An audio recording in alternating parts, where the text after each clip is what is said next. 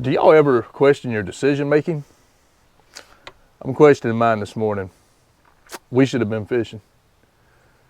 We have thunderstorms in late November. Wind blowing really good. These fish would have been chomping. And I decided to sleep in due to Thanksgiving and hang out with the family. I guess it does have a good side to it. But this leads me into my topic today for this video. Decision making.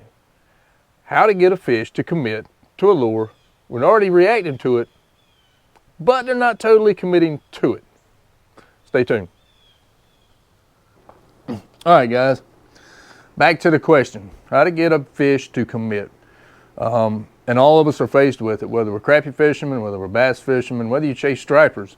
At some point throughout the year, and a lot of times it happens to be in the fall, but it happens throughout the year, the fish will chase, they'll react to your lure and your presentation, but they just don't commit and take the bait. I do several things, but I do keep it very simple.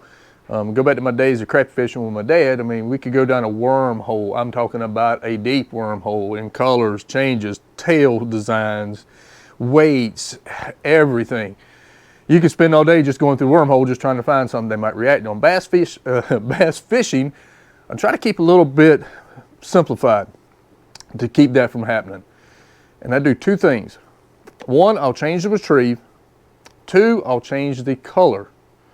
Now let me explain that. Let's start off with retrieve.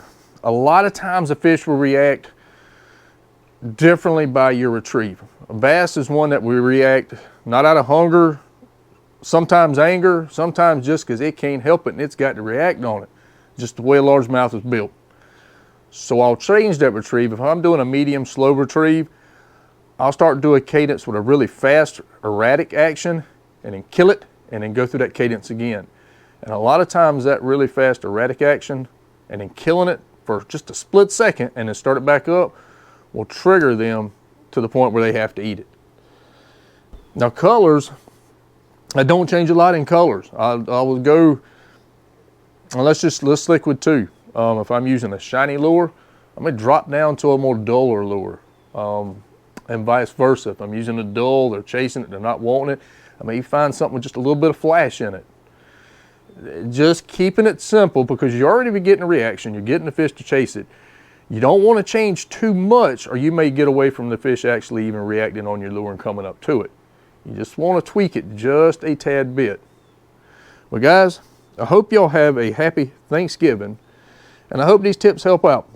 I'm gonna do something a little bit different this year and trying to answer some questions I'm getting over on Facebook. I do comment back over on Facebook and try to answer them, but it's easier to do when I can theoretically talk to somebody. I'm talking to a camera right now, which seems really crazy, but I'm talking to y'all to give you some answers.